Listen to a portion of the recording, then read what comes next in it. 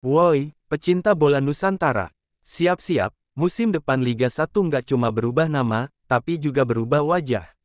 Ada pemain asing lebih banyak, pemain muda wajib main, sampai nama liga yang makin internasional Vibes. Gaskan bahas lengkapnya, kuota pemain asing nambah gila-gilaan. Kalau kemarin-kemarin lo suka bilang Liga 1 ini kurang bintang asing, tenang, musim depan bakal banjir bule-bule lapangan hijau.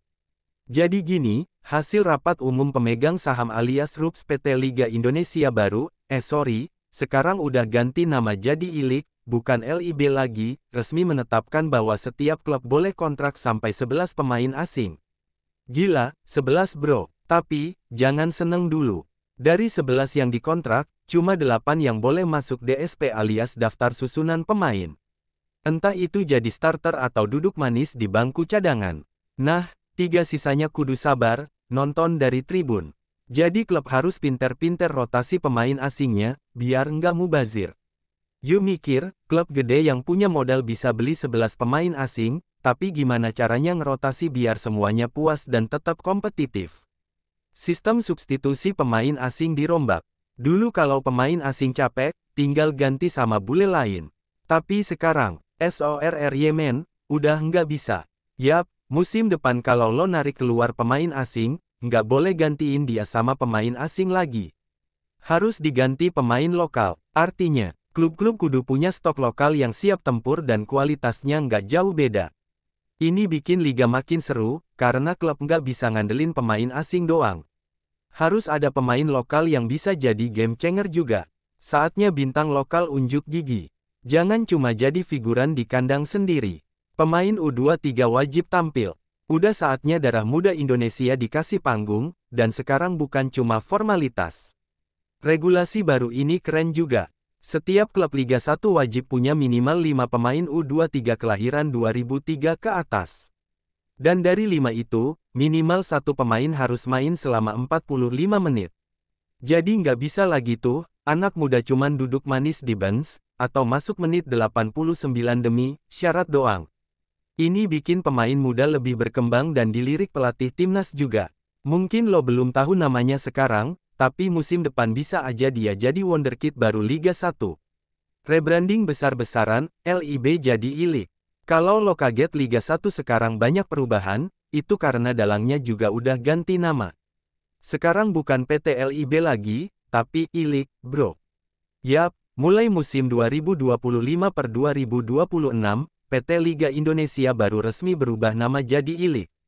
Simple, kuat, dan katanya sih biar brandingnya lebih mantap dan gampang dikenal dunia. Dan bukan cuma nama perusahaan doang, Liga 1 juga resmi ganti nama jadi BRI Super League, dan Liga 2 jadi Pegadaian Championship.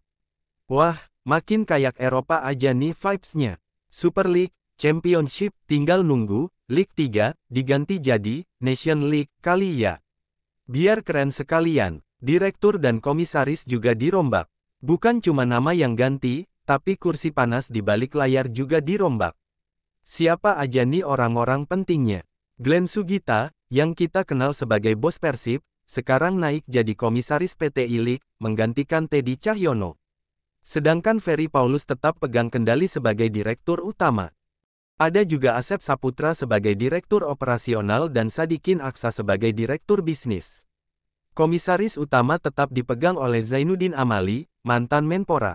Dan satu lagi, Muhammad Lutfi masuk sebagai komisaris independen. Semoga mereka bukan cuma ganti nama dan jabatan, tapi juga bawa perubahan real buat sepak bola kita. Pandangan dan harapan. Nah, dari semua perubahan ini, pertanyaannya cuma satu, apakah sepak bola Indonesia bakal makin maju atau cuma ganti kulit doang? Kalau lo tanya gue, perubahan ini punya potensi besar buat ngangkat kualitas liga, asal dijalanin serius, bukan sekadar formalitas. Pemain asing lebih banyak, oke, tapi harus dibarengi sama peningkatan pemain lokal dan regulasi yang fair. Karena ujung-ujungnya, yang bikin liga kita keren bukan cuma nama atau pemain asing, tapi gimana atmosfer, kompetisi, dan pembinaan pemain mudanya. Gimana menurut lo, geng? Setuju nggak sama regulasi baru ini? Pemain asing jadi 11, tapi main cuma 8. U23 wajib tampil. Nama berubah semua. Tulis pendapat lo di kolom komentar, atau tag temen lo yang belum update kabar ini. Jangan lupa like, subscribe, dan nyalain lonceng kalau lo mau terus dapat info bola lokal yang gaul dan up to date. Sampai jumpa di episode selanjutnya, dan ingat, nonton bola lokal itu keren, bro.